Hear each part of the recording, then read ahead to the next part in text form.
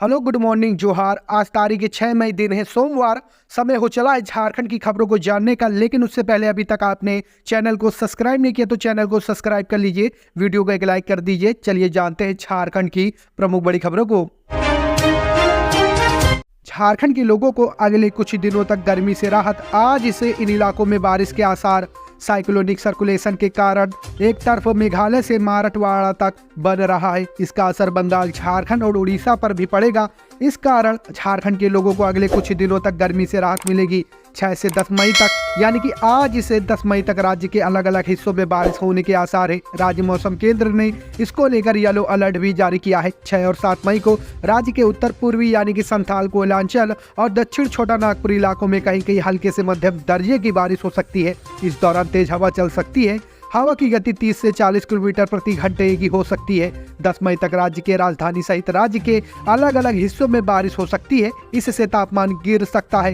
राजधानी का अधिकतम तापमान 34 डिग्री सेल्सियस के आसपास तक जा सकता है। न्यूनतम तापमान भी 22 डिग्री सेल्सियस तक जा सकता है। 2 लाख रुपए महीने मिलेगी सैलरी। सेल बोकारो में निकली 2 भर्तियां।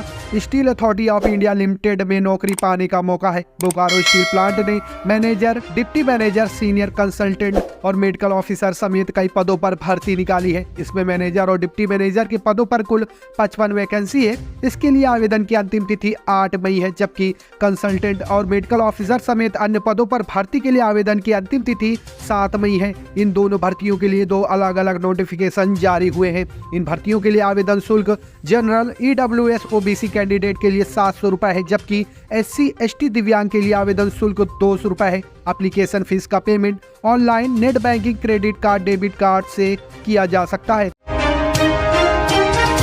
रांची लोकसभा सीट से कांग्रेस प्रत्याशी यशस्विनी सहाय आज करेंगे नामांकन। राजधानी रांची लोकसभा क्षेत्र से INDIA की कांग्रेस प्रत्याशी यशस्विनी सहाय आज को नामांकन पत्र दाखिल करेंगी। यशस्विनी सहाय नामांकन दाखिल करने जुलूस के साथ जाएंगी। इस दौरान उनके साथ कांग्रेस के अलावा झारखंड मुक्ति मोर्चा और राजद के समर्थक मौजूद रहेंगे। नामांकन के लिए जुलूस मणि टोला काली मंदिर से पूजा अर्चना कर सुबह 7 बजे प्रारंभ होगी। इसके बाद 7:30 बजे ध्रुवा सेक्टर 3 स्थित आवास से प्रस्थान और दुर्गा मंदिर के दर्शन। 7:45 में बिरसा चौक स्थित भगवान बिरसा मुंडा की प्रतिमा में मल्यार्पण। 8 बजे हिंदू चौक स्थित हनुमान मंदिर, शनि मंदिर में दर्शन। 8:15 में डोरंडा एजी मोड़। 8:30 बजे स्वामी विवेकानंद चौक। 8:45 में बाबा साहब अम्बेडकर चौक। 9 बजे रिसलदार बाबा के मजार। 9:30 बजे कडरू ब्रिज। 9:40 में कडरू महावीर मंदिर में दर्शन। रातू रोड, चौराहा, जाकिर हुसैन पार्क आदि जगहों से होते हुए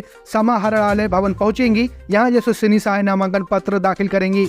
इसके बाद रांची के मोहराबादी मैदान में एक जनसभा होगी। इसमें मुख्यमंत्री चंपा सोरेन, प्रदेश कांग्रेस कमेटी के प्रभारी गुलाम अहमद मीर, प्रदेश कांग्रेस कमेटी के अध्यक्ष राजेश ठाकुर और राजद के नेता और मंत्री सत्यानंद भोक्ता, पूर्व केंद्रीय मंत्री सुबोध कांत सहाय सहित गठबंधन के अन्य नेता शामिल होंगे।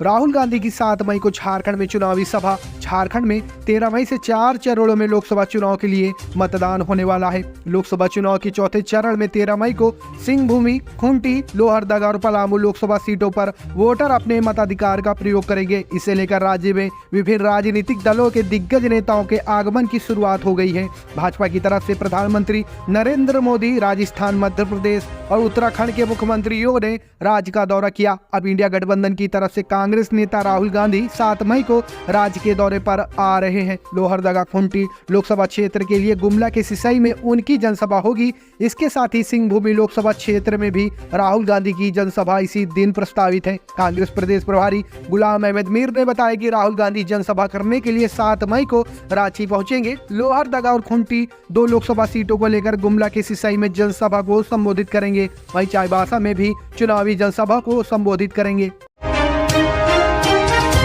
जेएमएम के प्रथम JPSC नियुक्ति घोटाले में दायर चार्जशीट पर भाजपा को घेरा। झारखंड के प्रथम मुख्यमंत्री बाबूलाल मरांडी के कार्यकाल में हुए प्रथम JPSC घोटाले में CBI द्वारा पूर्व JPSC अध्यक्ष समेत 37 लोगों के खिलाफ चार्जशीट दाखिल करने पर झामुमो ने भाजपा पर हमला बोला है। झामुमो ने अपने एक्स हैंडल में लिखा है कि झारखंड में भाजपा की पहली ही सरकार का काला चिट्ठा सबको पता था, अब उद्वेदन भी हो गया। भाजपा बताए कि उस समय राज्य में किस सरकार थी। 20 साल राज कर सुनियोजित तरीके से भाजपा ने राज्य को पिछड़ा रखने का काम किया। आगे लिखा कि पिछले 4.5 साल से वह सत्ता से दूर है, इसलिए तिलमिलाए हुए हैं। भाजपा इसी षड्यंत्र में लगी हुई है कि कैसे सत्ता अपनाई जाए और राज्य को फिर लूटा जाए। बीजेपी पर बरसे सीएम चंपाई, पूछा अंतर्राष्ट्रीय बॉर्डर पर चौकीदारी का जिम्मा झारखंड सरकार को कब मिला।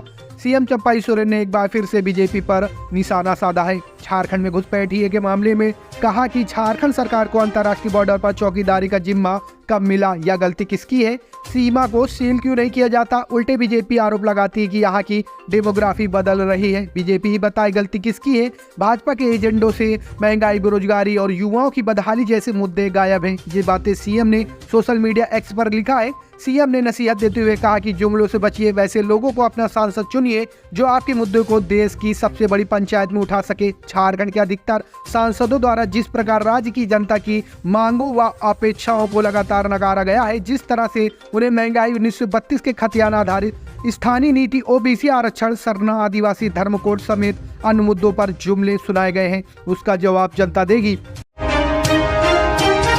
प्रधानमंत्री मोदी झारखंड के सिमरिया में 12 मई और बिरनी में 16 मई को करेंगे जनसभा।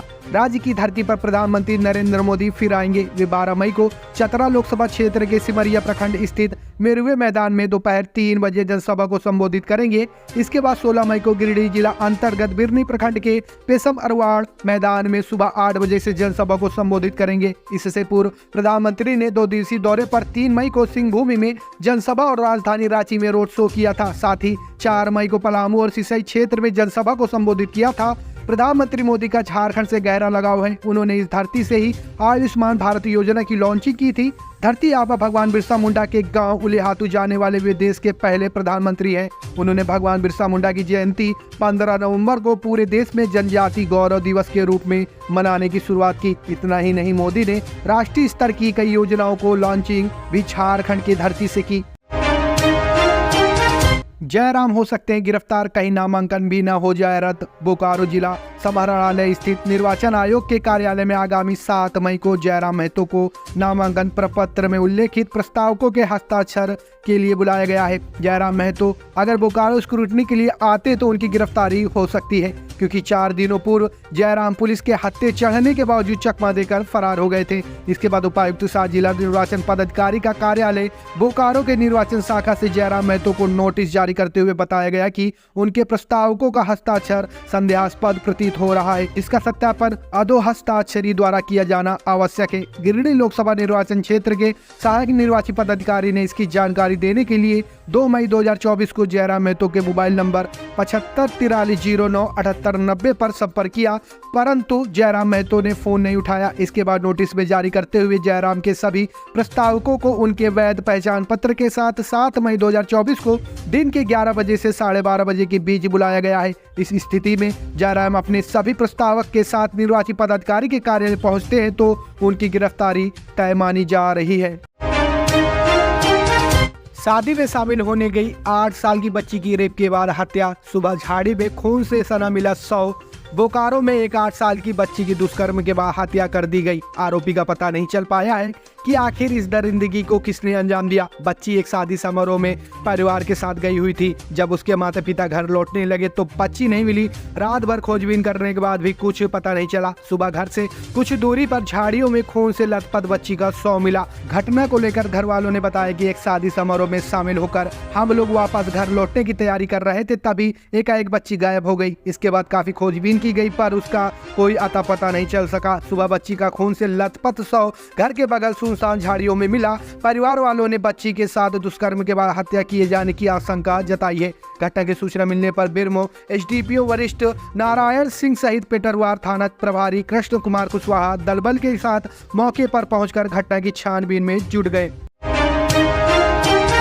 कद पद देखकर झामुमो ले रहा बागियों के विरुद्ध एक्शन। दो बड़े नेताओं के खिलाफ अभी भी कार्रवाई नहीं। झारखंड में सत्तारूढ़ झारखंड मुक्ति मोर्चा के 2 विधायक और एक पूर्व विधायक पार्टी लाइन से अलग हटकर चुनाव लड़ने के लिए बागी रुख इख्तियार किए हुए हैं। इनमें से 2 ने नामांकन भी कर दिया है और एक कतार में है। झामुमो ऐसे नेताओं को समझाने बुझाने तथा नहीं मानने पर कार्रवाई करने की बात तो कह रहा है, लेकिन कार्रवाई कद और पद देखकर की जा रही है। अब तक पार्टी के एक्शन से यह प्रमाणित भी हो रहा है कि झामुमो के पूर्व विधायक बसंत लोंगा ने खूंटी सीट से निर्दलीय चुनाव लड़ने के लिए नामांकन किया है। वे मैदान में डटे हैं। उन्हें समझाने की सारी कोशिशें नाकाम हो गई तो झामुमो की शीर्ष नेतृत्व ने उनके विरुद्ध कार्रवाई करते हुए उन्हें पार्टी से 6 साल के लिए निष्कासित कर दिया। उनका साथ दे रहे लोगों के खिलाफ भी कार्रवाई की तैयारी है। ऐसे 3 नेताओं से स्पष्टीकरण मांगा गया है जो उनका समर्थन कर रहे हैं। हालांकि पार्टी अनुशासन तोड़ने वाले नेताओं के विरुद्ध कार्रवाई को लेकर दल में समानता नजर नहीं आ रही है। बगावत का सुर बुलंद कर रहे 2 विधायकों चमरा लिंडा और लोबेन हेम्ब्रम पर झामुमो कोई कार्रवाई नहीं कर रहा है। माना जा रहा है कि झामुमो विधानसभा में संख्या बल कम हो जाने के डर से विधायकों पर कार्रवाई करने से बच रहा है। चमरा लिंडा और लोबेन हेम्ब्रम के खिलाफ कार्रवाई हुई तो विधानसभा में झामुमो विधायकों की संख्या घटकर 26 रह जाएगी। हालांकि सहयोगियों दलों के विधायकों के समर्थन की वजह से सरकार को कोई खतरा नहीं है, लेकिन झामुमो का शीर्ष नेतृत्व कोई जोखिम नहीं लेना चाहता। यही वजह है कि विधायकों के खिलाफ कार्रवाई नहीं की जा रही है। रांची में बिना लाइसेंस होम्योपैथी दवा बनाने वाली कंपनी पर छापा, कई केमिकल जब्त। रातू रोड की गोविंदपुर कॉलोनी में बिना लाइसेंस का होम्योपैथी दवा बनाने वाली सेल्सन फार्मास्यूटिकल नामक कंपनी के यहाँ शनिवार को छापेमारी की गई। इस दौरान औषधि निरीक्षकों ने होम्योपैथी दवा के निर्माण में प्रयोग होने वाले केमिकल और दवाओं को जांच के बाद जब्त कर लिया। वहीं जांच में कई दस्तावेज भी मिले। इसके बाद 4 औषधि निरीक्षकों की टीम ने रातू रोड गुरुद्वारा के सामने स्थित वैष्णवी होम्यो हॉल के यहाँ भी छापेमारी की। वहाँ भी काफी अनियमितता मिली। छापेमारी रात 9:30 बजे तक चली। छापेमारी की कार्रवाई और जब्त सामान की जानकारी औषधि निदेशालय को दी गई है। सूत्रों ने बताया कि कार्रवाई के बाद संबंधित कंपनी व दवा दुकानदार पर कानूनी कार्रवाई भी की जाएगी। ज्ञात हो कि औषधि निदेशालय रांची में रातू रोड के पास स्थित कंपनी सेल्सन फार्मास्यूटिकल और वैष्णवी होम्यो हॉल में अनियमितता की जानकारी मिली थी।